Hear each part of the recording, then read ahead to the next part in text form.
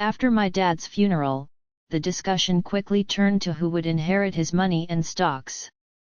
My brother-in-law, married to my sister Laura, boldly declared that all of it, including the 5 million, should go to Laura since she was the eldest sibling. Both my sister and brother-in-law were ecstatic, but the lawyer informed them that they couldn't just decide that. My name is Michael Harper. I'm 42, work in sales, and have a wife and 2 kids. My dad owned a significant part of a company and worked until his last days despite his age. My sister Laura, who is older than me, had always been a problem for our parents due to her bad behavior. Even now, in her middle years, she doesn't have a steady job and lives her life without any direction. I've never liked her much, so I've always kept my distance. When Laura turned 50, she suddenly brought home a man named Derek Coleman, younger and good-looking, but lazy and unpleasant. She announced they were getting married and started asking Dad for money for the wedding as if it was no big deal. She spent the money quickly and had the nerve to ask for more, which really upset Dad. She assumed she would inherit everything eventually, so she didn't see the harm in spending now. Less than a year after her marriage, Dad had a heart attack while playing golf and passed away a few days later. The sudden news of his passing shocked all his friends, and our phones wouldn't stop ringing with condolences. Despite my sadness, I couldn't just sit and cry. I took charge, helping my stunned mom with all the funeral arrangements. As usual, my sister was nowhere to be found, off doing her own thing. After the funeral, utterly exhausted, Mom and I finally got a chance to catch our breath. But the very next day, a lawyer showed up at our door to talk about Dad's will. Mom and I already knew what was in it, but my sister and her husband barged in, clueless, and dropped a bombshell. All of Dad's stocks and the 5 million inheritance should go to my wife, the oldest daughter, so hands off. Mom and I were speechless at their audacity. "We did it, Laura, now we're set for life," cheered my brother-in-law, fist-pumping with joy. The lawyer, clearly surprised, spoke up, "Hold on a minute." As my sister glared, the lawyer gave them a stern look and said, "Laura, you're not entitled to any inheritance." My sister and her husband were stunned. That can't be right. Laura's the oldest daughter, she should get everything. It was clear my brother-in-law had been banking on that inheritance, assuming my sister would get it all. Their expressions shifted as the lawyer spoke softly, "Did you not know Laura is not Mr. Watson's biological child?" Suddenly, my sister's face paled, her eyes darting to our mother. Mom, our mother wore a complex expression. While I had always known my sister was a half-sibling, it seemed she had been kept in the dark. She began shaking our mother almost frantically. "Mom, what does this mean?" "Laura, you're from my previous marriage," our mother muttered, shaken by my sister's grip. My sister, who had often teased me about being the favorite child, now wore a stunned expression.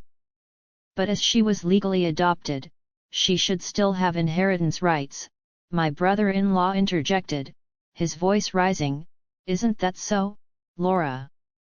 "Yes, that's what I thought," my sister replied, but our mother shook her head. There had been no legal adoption. Both my sister and brother-in-law seemed incredulous. "That can't be. I'm the oldest daughter, even Dad said so." My sister's anger turned towards me. "I'm not going to let you take everything," she snapped. Irritated by her entitlement, I responded, "After all the support Dad gave you, you still say that? Be quiet. I'm his rightful heir." My sister and brother-in-law protested, "But what's wrong with a father supporting his daughter?" I sighed, feeling the weight of the situation. While it's normal for parents to support their children, my sister has been using my father's money to settle debts and deal with various troubles. Mrs. Harper, Michael, who had been silent until now, suggested, "Why don't we let Laura see the will too?" "The will? I have no idea about that," my sister panicked, although it was her own fault for not paying attention. Dad wanted us all to discuss the contents of the will's contents when he made it, but my sister brushed it off and went out to play instead. When I pointed this out, my brother-in-law gave her a fierce glare. "What were you thinking this was important?"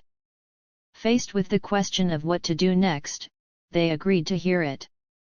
The lawyer then revealed Dad's will, stating clearly that the inheritance was for me and my mother. It also explained why Dad didn't adopt my sister initially. He intended to, but he grew disappointed with her behavior towards me, her half-brother, and her reckless spending as she got older. "So, I actually have no inheritance rights." Realizing this, my sister was stunned. "Damn it, what now?" Suddenly, my brother-in-law raised his voice, accusing, "You lied to me. You said you had money." His demeanor turned aggressive, leaving my mother and sister shocked. But I wasn't surprised. My brother-in-law had often shown his greed, perhaps he even married my sister for her money. "Laura, don't come back until you've got some money," he commanded. "Wait, Derek, what do you mean? I thought I was going to be wealthy," my sister protested. "What a letdown," he replied, roughly pushing past her and storming out of the room. Left behind, my sister glared at us, her face red with anger. "Mom, why didn't you have me adopted? It's not fair that only you get the inheritance. I should have gotten something too, but you didn't handle it right." "This is awful, Mom," she sobbed, making a scene. I was taken aback by her outburst, but the lawyer seemed unfazed, perhaps accustomed to such drama. "Why does he get everything?" she cried out. "Because I'm Dad's son," I responded, and my sister's eyes filled with anger as she lunged at me, shouting, "You! It would have been better if you were never born." I thought to myself that even if I hadn't existed, Dad would likely have made the same decision given my sister's character. Before I could say anything, the lawyer calmly intervened. "Laura, if you continue like this, it will involve the police," making my sister flinch, possibly recalling her past shoplifting incidents. "Laura," our mother called out, tears in her eyes. 6 months had passed, and the inheritance proceedings went smoothly without any hiccups. Though my sister and brother-in-law grumbled for a bit, the lawyer's efficient management left them with no room to meddle. My mother gave my sister some money, but I refrained from commenting on it. What bothered me most was their sudden disappearance with the funds, displaying their blatant gold-digging behavior, which left a sour taste in the mouths of our relatives who were aware of the situation. One day, I took my mother, wife, and daughter out for a meal, thanks to my wife's suggestion. My mother, who had been somewhat withdrawn since Dad's passing, seemed more cheerful in the company of her adorable granddaughter. "Hey, Mom, why don't you come live with us?" I proposed. "But you know, Laura might drop by sometimes. She only shows up when she needs money, right? Don't be too accommodating with her," my mother hesitated. Her reluctance was understandable, given that my sister is her biological daughter. Plus, if our family moved into the family home, my sister might stir up trouble again. Respecting her concerns, I simply asked her to think it over as I drove towards the family home to drop her off. As we pulled up, we noticed lights on in the supposedly empty house. It wasn't the time for the helper to be there, so maybe my sister had returned. With that in mind, I parked the car in the garage. "Let's pop in for a quick coffee," I suggested. As we stepped out of the car and headed towards the entrance, a car suddenly swerved towards us, narrowly missing us. Reacting to my daughter's cry, I instinctively shielded my wife. Ouch! Thankfully, The car only grazed me, but I was thrown into a nearby flower bed, taking a hard knock. The car came to a halt after hitting the garage entrance. "Are you all right, honey?" My wife and daughter rushed over to help me up while my mother stood trembling at the entrance, understandably shaken. Panic ensued. I was rushed to the hospital by ambulance and had to stay overnight. Later, I learned that the driver was Derek Coleman, my brother-in-law. He claimed to the police that he mistook the accelerator for the brake, but I doubted his explanation. When my mother and sister visited me in the hospital, my sister looked at me coldly and remarked, "You're surprisingly resilient, aren't you?" I couldn't help but think that if I had been seriously injured, my mother would have inherited everything.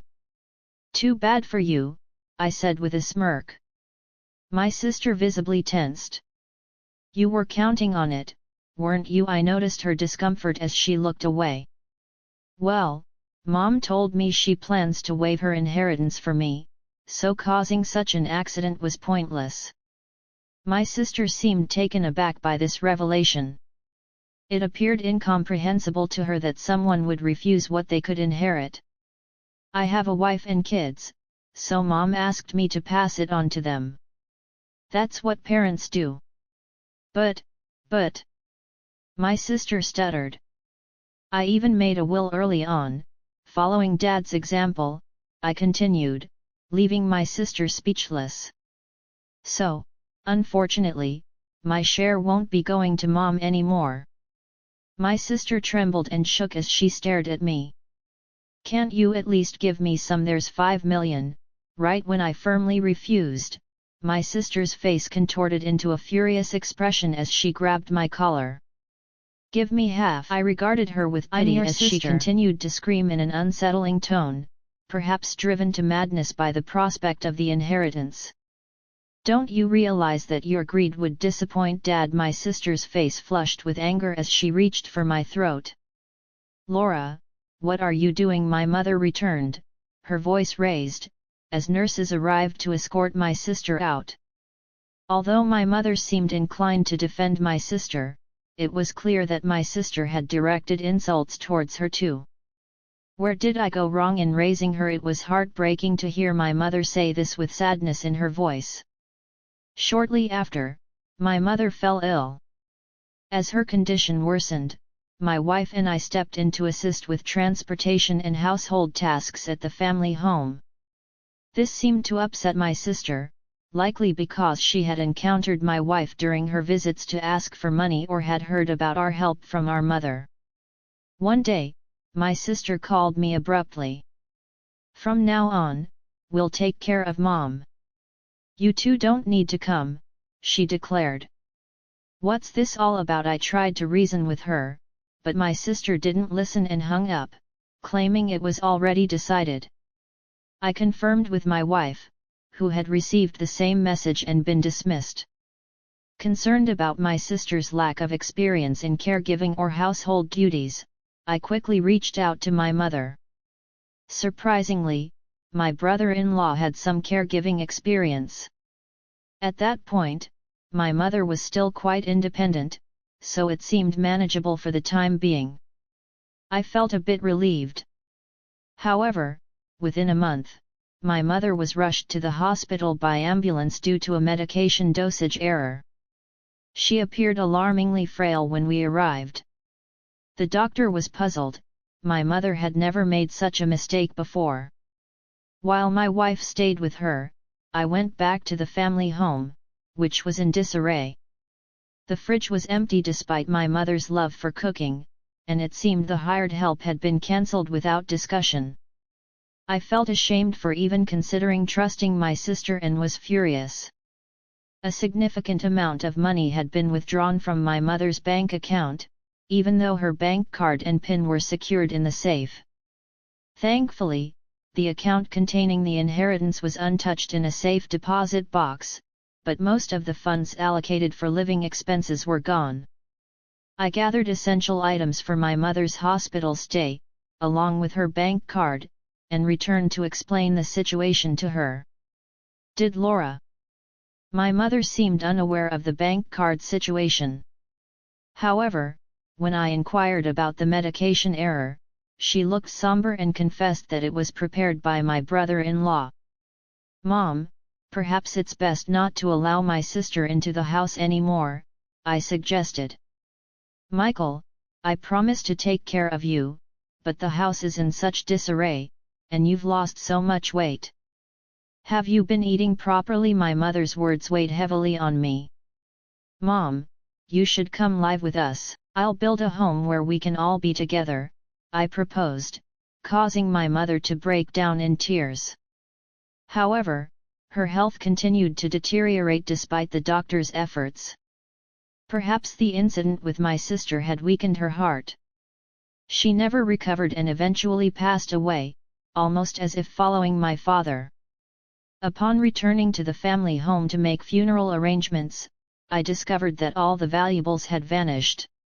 It appeared my sister and brother-in-law had taken them in their desperate pursuit of money. Standing amidst the empty rooms, I was first shocked and then consumed by a fierce anger. I vowed to hold them accountable for their actions. The day after my mother's funeral, my sister and I were scheduled to meet with the lawyer, presumably to discuss the inheritance. "Too bad. Mom's inheritance rightfully belongs to me, her daughter," my sister boldly declared. I couldn't help but chuckle at her statement as it seemed she was gravely mistaken. "Let's see what the will says," I suggested. As the lawyer unveiled the will, my sister's face drained of color. "No, this can't be. Laura is not entitled to inherit anything. That's Dad's final wish," my brother-in-law exploded. However, the lawyer calmly reiterated the same statement. "This is absurd. Laura is that old woman's biological child," my brother-in-law yelled, sweeping items off the table in anger. "You can't deceive us. Give us the inheritance now." "Derek, did you try to harm my mom?" I confronted him. He shot me an irritated glare. "What, I never did such a thing," he retorted. "Then why was there a mistake with her medication?" I pressed further. My brother-in-law scowled in annoyance.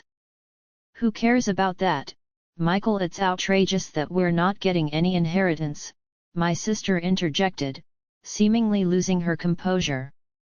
"What have you done?" I asked her, stunned. It seemed she hadn't rushed over after hearing about our mother's passing but had been banking on the inheritance to cover her expenses. "Tell me this isn't true." "I'm getting nothing," my sister demanded of the lawyer. The lawyer began carefully explaining the legal distribution of the inheritance. However, after deducting the amount my sister had withdrawn and the items she had sold, there was almost nothing left. She scratched her head in frustration. This outcome was reached after consulting with the lawyer in advance, I interjected. "That can't be. It can't be this little," my sister muttered to herself, clearly dissatisfied. Having relied on our parents without ever experiencing the hardships of work, she seemed out of touch with reality. I couldn't contain my contempt for her. "Mom thought you'd take care of her, but you just took her money and abandoned her. You ungrateful person." I couldn't hold back my anger. "Taking care of someone costs money, you know." "What are you talking about?" my sister shot back. "Then show me the detailed expenses you used for Mom's living costs. I'll cover the necessary expenses," I challenged her, extending my hand. My sister's face paled, and her lips trembled. I don't have that." "Without receipts, it won't be recognized," the lawyer emphasized, leaving my sister speechless. Facing her, my brother-in-law attempted to sway me with a pleading tone. "Michael, your sister really needs help. Can't you lend her a hand, even just a little?" I declined firmly, feeling my frustration growing. It seemed my brother-in-law was reaching his limit too. If everything had gone as planned, Laura would have had the entire inheritance by now, he muttered. "What do you mean by that?" I questioned. But before I could delve deeper, my brother-in-law let slip a revealing comment. "Because of this guy, nothing ever goes smoothly. I was supposed to get a new car, but all I got was barely enough for repairs." My sister desperately tried to interject, but it was too late. "That's a serious accusation. It sounds like fraud," the lawyer remarked, holding her recorder and smiling at the couple. "What? That's illegal. I clearly stated at the outset that this meeting would be recorded, and you both agreed to it." My brother-in-law paled upon realizing his mistake. Turning to him, I declared, "Derek, I'll be pressing charges for that accident." "Don't be absurd. There's no evidence," he retorted. "You've just provided the evidence yourself." My sister burst into tears and shook my brother-in-law in frustration.